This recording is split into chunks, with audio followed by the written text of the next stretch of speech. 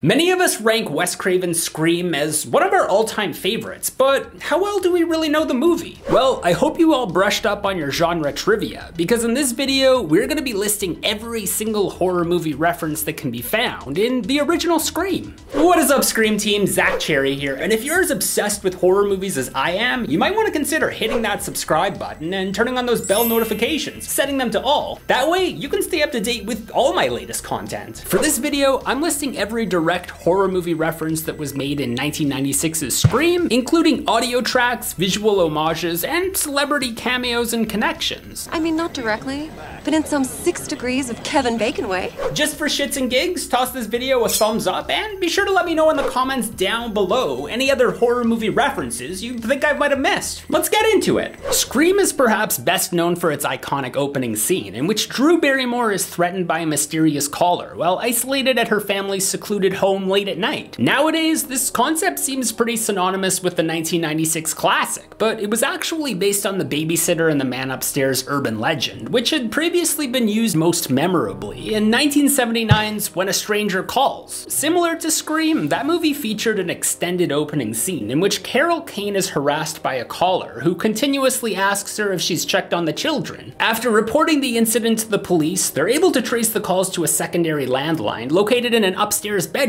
where it's discovered that the perpetrator has already murdered the kids. If you want to go back even further though, this trope could be found as early as 1974's Black Christmas, a Canadian-made slasher depicting a deranged psychopath who coincidentally also happens to be named Billy. After breaking into a sorority house over the winter holidays, Billy spends the film's runtime making obscene phone calls to the housemates before quietly picking them off one by one until Olivia Hussey is the only one left standing. However, as Scream's evolution of this premise finds its victim trapped inside a metaphorical fishbowl while her antagonizers watch from outside, the movie most closely referencing this sequence had actually debuted just 3 years prior to its release, with 1993's made-for-television sequel to When a Stranger Calls, aptly titled When a Stranger Calls Back. Not only does this movie feature an extended opening scene akin to its predecessor, but also employs many compositional elements that are nearly identical to the ones we see in Scream. Unfortunately, as the movie was only available on premium cable services, it went largely unwatched by the masses, which ended up being fortuitous for Ghostface, as it's unlikely Casey had seen it. Moving ahead, when the caller asks Casey what her favorite scary movie is,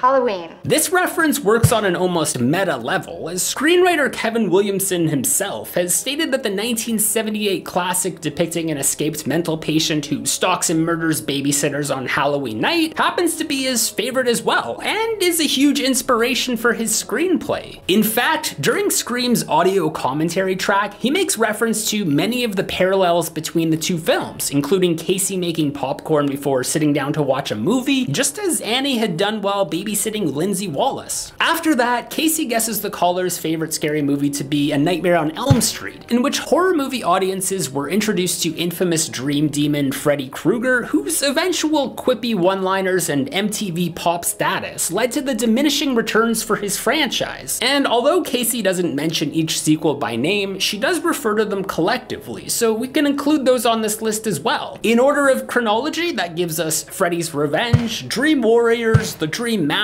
The Dream Child, Freddy's Dead, and Wes Craven's New Nightmare. And yes, if you are new to the Scream franchise, Wes Craven was not only the director of this movie and its 3 subsequent sequels, but also wrote and directed Nightmares 1 and 7, and penned the script for Nightmare 3, which makes him a pretty good sport for allowing this line to be left in the script. Wow, well the first one was, but the rest sucked. When the caller eventually reveals his nefarious intentions, he begins to quiz Casey on her horror movie trivia, giving us yet another Halloween reference by asking her the name of the movie's killer.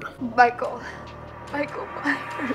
Additionally, if you pay close attention to Marco Beltrami's score during this exact moment, you can distinctly hear the Halloween theme subtly worked into the mix. When it comes to the next reference, however, Casey is unfortunately too quick on the draw, as she forgets that Friday the 13th's killer was originally Mrs. Voorhees, the former cook at Camp Crystal Lake, who goes on a murder spree of all the counselors to ensure that the camp never reopens after the drowning of her son Jason. And while Jason Voorhees has and always will be identified identified as the iconic star of the Friday the 13th brand, he didn't actually show up proper until the sequel, as explained here by Ghostface, giving us a nice two-for reference with the 1980 original and its 1981 sequel, Friday the 13th Part 2. With the scene crescendoing towards Casey's swan song, we're served with two more possible yet unconfirmed references. First up is 1981's Halloween 2, in which Jamie Lee Curtis has been taken to Haddonfield Memorial Hospital following the events of the first movie, which took place earlier in the night. After a lengthy chase scene trying to elude the Shape, an incapacitated Laurie Strode inches her way across the hospital's parking lot as she tries in vain to get the attention of Dr. Loomis just mere feet away, only to have her muffled cries fall upon deaf ears. This is echoed in the manner in which Casey, just within the periphery of her parents' consciousness, is unable to formulate any audible signal on account of having been strangled by Ghostface. Then, we watch as the killer drags Casey's bloodied body across the front lawn in what appears to be an almost identical shot from Dementia 13, Francis Coppola's 1963 indie horror picture, in which a scheming widow covers up the death of her wealthy husband in order to collect his family's inheritance. Back inside the house, as the situation is looking pretty bleak, Mr. Becker gives us yet another Halloween reference when he instructs his wife to drive down the road to the Mackenzies in order to call the police. If you'll recall, this line is repeated almost verbatim from Laurie Strode's dialogue to Tommy Doyle and Lindsay Wallace after seemingly killing the boogeyman. With Mrs. Becker's blood-curdling scream capping off the scene, we're left with the discovery of her daughter, disemboweled and hanging from a tree in what appears to be in very similar fashion to the death of disgraced ballet student Pat Hingle, another legendary movie opening murder that can be found in Dario Argento's 1977 masterpiece, Suspiria, about a coven of witches masquerading as a prestigious dance academy in Frankfurt, Germany. Fun fact about Drew Barrymore's casting, she was originally slated to play the lead role of Sidney Prescott, but at her own insistence opted to play Casey Becker instead. Her reasoning for this being that her murder would give the audience the impression that anything could happen, seeing as how she was the film's biggest star. And although unintentional on the filmmaker's part, this would invite one of Scream's most noteworthy references, as it became a callback to Alfred Hitchcock's seminal horror classic, Psycho, in which Janet Leigh, the supposed main star of the movie, is unexpectedly killed off partway through after stealing money from her boss's client and seeking refuge for the night at the Quiet Bates Motel. Speaking of Psycho references, when we're introduced to Sidney Prescott in the next scene, we also meet her boyfriend Billy Loomis, named after the character of Sam Loomis, another horror movie boyfriend whose name would be featured once again as Michael Myers' adversarial psychiatrist, played by the late great Donald Pleasance in Halloween. And if Billy sneaking in through Sidney's bedroom window looks vaguely familiar, that's because it was taken right out of A Nightmare on Elm Street, where Nancy Thompson's boyfriend Glenn Lance would startle her by entering her house in the exact same manner. Although, the fact that Skeet Ulrich does resemble Johnny Depp was entirely a coincidence. From there, we get another direct reference when Billy mentions that he had been at home earlier watching The Exorcist, the groundbreaking classic based on the best-selling novel of the same name, in which a young girl becomes possessed by an insidious demonic entity. He segues that into a cringe-inducing analogy of their relationship before making out with her on her bed to an acoustic cover of Blue Oyster Cult's Don't Fear the Reaper, an audio reference which you'll probably remember from Halloween, as Annie and Laurie listen to it while getting high on their way to babysit for the night. Also, this acts as some crafty foreshadowing to Billy's eventual reveal as the killer. Moving ahead to the next morning, we're introduced to the rest of our main cast, who at the time were mostly unknown up-and-comers, with the notable exception of Henry Winkler as Principal Hembry. However, keen-eyed observers will recognize Joseph Whipp as Sheriff Burke, who also played Lieutenant Thompson's main sergeant in A Nightmare on Elm Street, a connection which had led director Wes Craven to suggest the two characters were one and the same, existing in a greater cinematic universe. And while that is definitely an interesting take, it was unfortunately just his own headcanon, but I'll still note it for the record. Next up, our characters ponder whether or not the killer could be a woman when we get a direct reference to Paul Verhoeven's salacious 1992 thriller Basic Instinct, in which Sharon Stone plays a crime novelist who's suspected of murdering her ex-lover with an ice pick. In fact, Sharon Stone is referenced a total of 3 times throughout this movie, which, as a fun fact, she had previously worked with Wes Craven on one of his earliest films, Deadly Blessing, which had also been her first major movie role. Later that night, when the killer calls Sidney, he asks her specifically, "Are you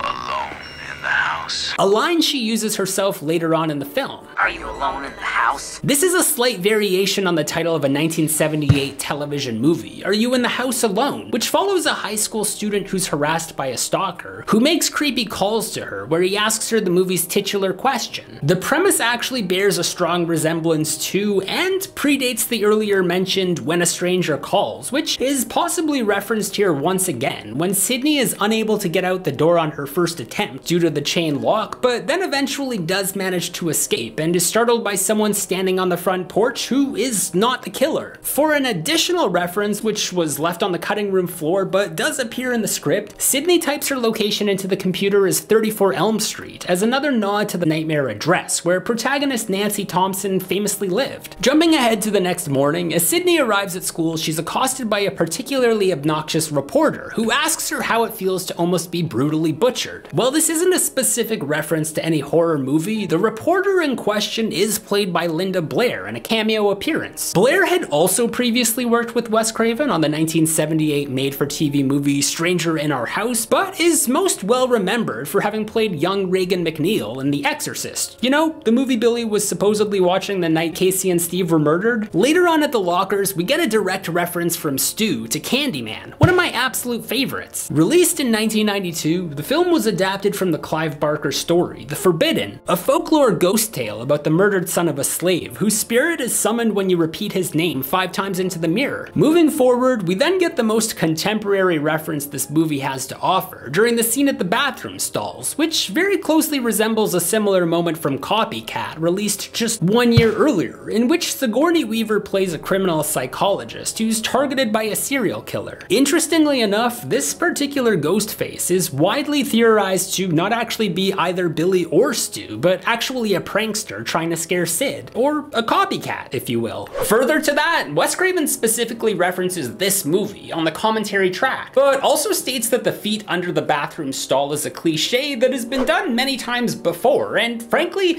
I can't for the life of me remember when and where. I feel like it's really obvious, and I'm just a big dummy right now, but you guys seem to always have the answers. So school my ass in horror trivia by commenting if you know which movies he's talking about. Speaking of school, if Woodsboro High's resident custodian looks vaguely familiar to you, that's because he's a very on-the-nose callback to A Nightmare on Elm Street's aforementioned Freddy Krueger, complete with the red and green striped sweater, the fedora, and oh yeah, his name's Fred. And if that wasn't meta enough for you, that's director Wes Craven himself, making a cameo appearance, a custom that was observed by Alfred Hitchcock throughout his career, and one that Craven would maintain throughout the rest of the Scream franchise while he was still alive. And if you thought that was the last of the Wes Craven and Nightmare on Elm Street references, we aren't quite through with them just yet, as we follow this up in a few scenes with a mishmash name drop from Tatum, comparing Sydney's life to the plot of a Wes Carpenter movie, obviously referring to the director in question, as well as fellow filmmaker John Carpenter, who was responsible for giving us Halloween, among a few other hits. But since that line doesn't encompass any new film references from either of their respective repertoires, we'll just consider that a tip of the hat. However, I would be remiss to not include Tatum's choice of attire, which is another homage to Johnny Depp's character from Nightmare on Elm Street, as the crop top 10 jersey is nearly identical to the one he wears right before his death, possibly a portent to Tatum's impending doom. Next up is the video store scene, and since this is one of Randy's big moments in the film, it's gonna be jam-packed with references. Firstly, the movie playing on the TV in the store is none other than the Universal monster classic, Frankenstein. Based on the Mary Shelley novel about a mad scientist who creates a human monster out of lifeless body parts, this black and white gem takes this video's spot for Scream's oldest horror movie reference, dating all the way back to 1931. Craven specifically chose Frankenstein to play in this scene, to show movie audiences that any film made even today could live on to be a treasured classic, and I don't doubt it. New generations will probably still be watching Scream over 100 years from now. In fact, the entire town of Woodsboro seems to be waxing nostalgic as a customer approaches Randy asking a very specific horror movie question.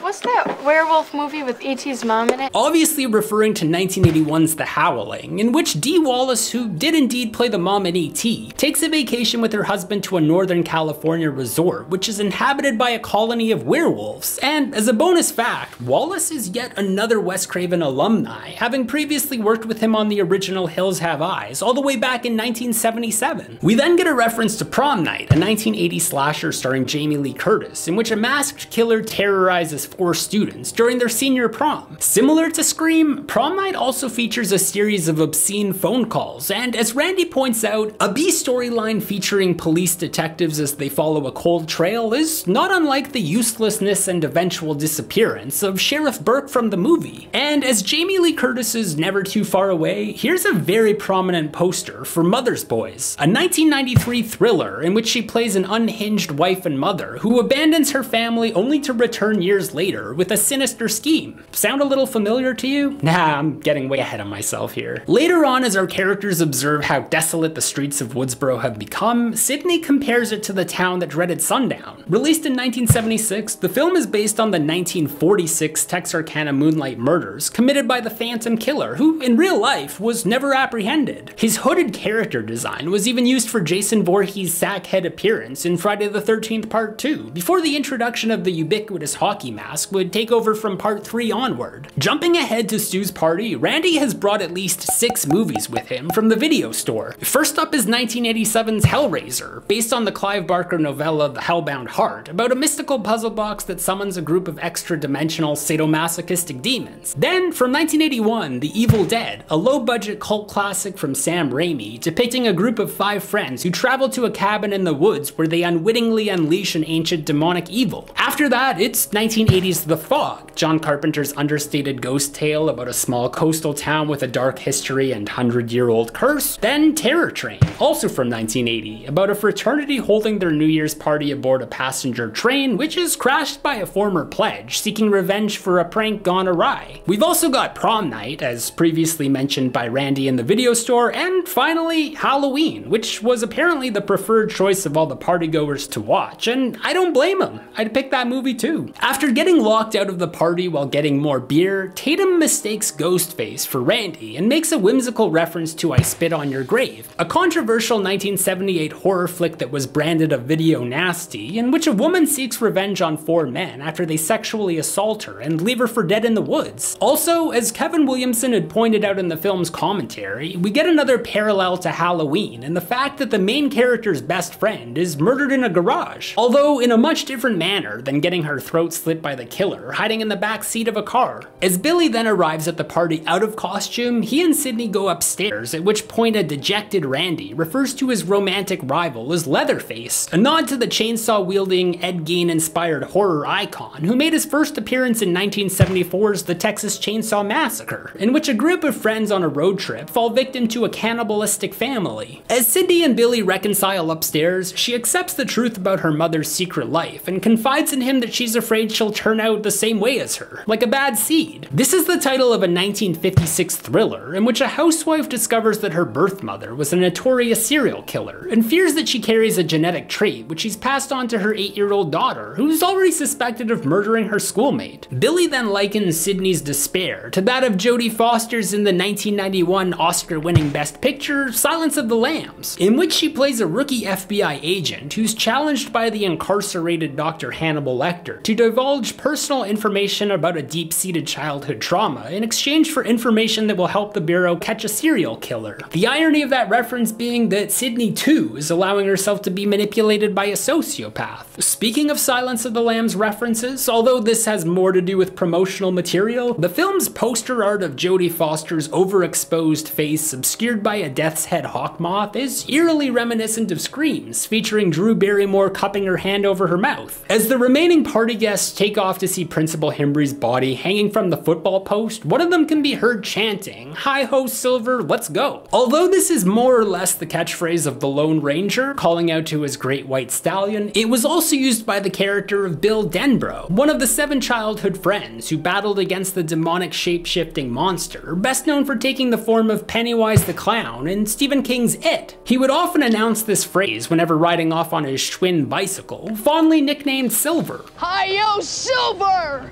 Away! With Billy now faking his death, Stu, dressed up as Ghostface, chases Sydney around the house until she locks herself in the attic above the garage. As this room appears to be connected to Stu's bedroom, it implies that this could be his workshop of sorts, as the room is full of antique-looking dolls and toys, strung up from the ceiling in an off-putting fashion, and although this could be a glimpse into Stu's demented psyche and offer a clue to his eventual reveal, this acts as a reference to Dario Argento's Profondo Rosso, better known to North American audiences as Deep Red. Heralded as the greatest giallo of all time, this 1975 film follows the eyewitness to a murder as he tries to unmask a killer who has a propensity for childlike playthings. In one scene in particular, the killer hangs a doll by a noose as an omen of death, not unlike Stu's choice for decor. With Sydney having gotten away for a brief moment, the killer returns downstairs where he finds Randy is still in the den watching Halloween. In probably the film's most meta moment, he drunkenly reacts to Jamie Lee Curtis discovering the bodies of her friends on screen by warning her to turn around, all the while unaware of the danger that looms behind him. As Randy is played by none other than actor-comedian Jamie Kennedy, his cries out to Jamie are a little bit fourth wall breaking, as they can be applied in the context of himself. And as this is all relayed to us through the viewing of Halloween, may as well give it another point. This next reference can be applied to more than one movie, but as Sydney is seen standing in the middle of the road drenched in blood, with Gail nearly careening into her with the news van, it works as a callback to the climax of the Texas Chainsaw Massacre, in which Sally Hardesty escapes the terrors of the Sawyer farmhouse to find herself on a lonesome stretch of highway road where she flags down a passerby. However, as mentioned by Kevin Williamson on the audio commentary track, he likens this bit more to Carrie, Stephen King's blood-soaked prom queen, who is nearly run down by school bully Chris Hargensen while returning home for the night. I'll give this reference to both films, although I do think this is probably more so just a standard horror cliche. Just in case though, we definitely do get a Carrie reference in the next scene, where it's revealed that Billy used corn syrup to create the illusion of a stab wound, just as they had done to imitate the pig's blood used to douse Carrie at the prom. He also gives us another Psycho reference when he repeats this famous line, "We all go a little mad sometimes."